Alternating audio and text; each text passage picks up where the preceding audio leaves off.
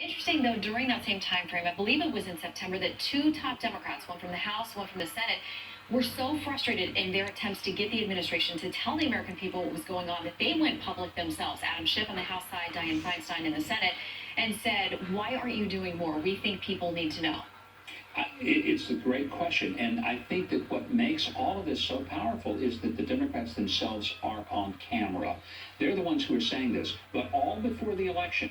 Before the election, they were very concerned that something might be happening, but after the election, then they believed that it was Donald Trump. Again, it's a false narrative. I think more and more there's going to be an investigation, and the Democrats will rue the day when they asked for one, demanded it, and when the results come back, they'll say, oh, what have we done? Well, and another part of this New York Post piece said it was only after Clinton lost and she and her supporters began searching for excuses that Russia's actions were considered an important factor in the outcome. And there's been no evidence, zero, and this is what the President Obama said back in October, no evidence that there was even the ability for the Russians to impact a vote or hack the election machines. That would have been a real serious issue. Look, Shannon, I want to be very clear. It's serious if the Russians are trying to somehow influence election, even if it's with fake news, but I don't want us to be naive and kid ourselves. Do you not think the U.S. intelligence agencies are trying to get involved in the elections of foreign governments all over the world? If we don't think they are, then either we're incredibly short-sighted and naive, or our agencies are incredibly ineffective. Something tells me they're up to all kinds of things that we don't know about, but we need them on that wall, to quote an important movie.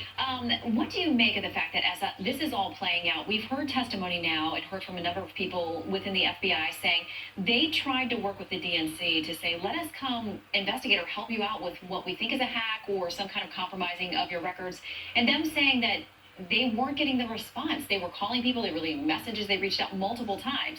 The DNC has responded to that in some ways that many people remain unconvinced. I think, look, if you're the DNC and there's some stuff there that you don't want anyone seeing, the last people on earth you want to have come in and take a look at is the FBI. I mean, a totally innocent person says, sure, officer, search my car. I don't have anything in here. But the person who says, no, sir, you get a warrant and you can't touch, don't even open the door. Well, why? Why is that? Is it just because they're protecting their rights? Probably there may be something in that car they don't want the officer to see. That's my guess. Although I do say as a lawyer, that I always tell people if they ask to search your car, if they don't have probable cause, you tell them no. But there are questions about why the DNC wasn't more cooperative. So you mentioned that a lot of these folks may come to regret that there has been an investigation and that it will delve maybe further than they expected. Well, especially because that investigation is now going to be in the hands largely of Republican-controlled House and Senate committees. And before, if they thought that it was all going to be their team that got to set the questions, sure, they were all in it.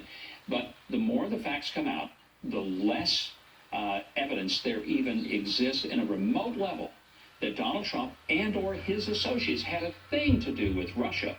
And for all the talk about Russia, Russia, Russia, which, by the way, the average American doesn't care about because they're concerned about their paychecks and their pensions, for all of that, I think it's the Democrats who have far more to worry about because they were the ones in power when the so-called hacking took place, and it was their responsibility under the Obama administration to do something about it, and they clearly did not. So you predict maybe we're going to hear less about Russia Probably as this goes down the road. All right, Governor, good to see you. Thanks, Shannon. Thanks for Great being to with see us. Bill? Thank you, Shannon. A word now.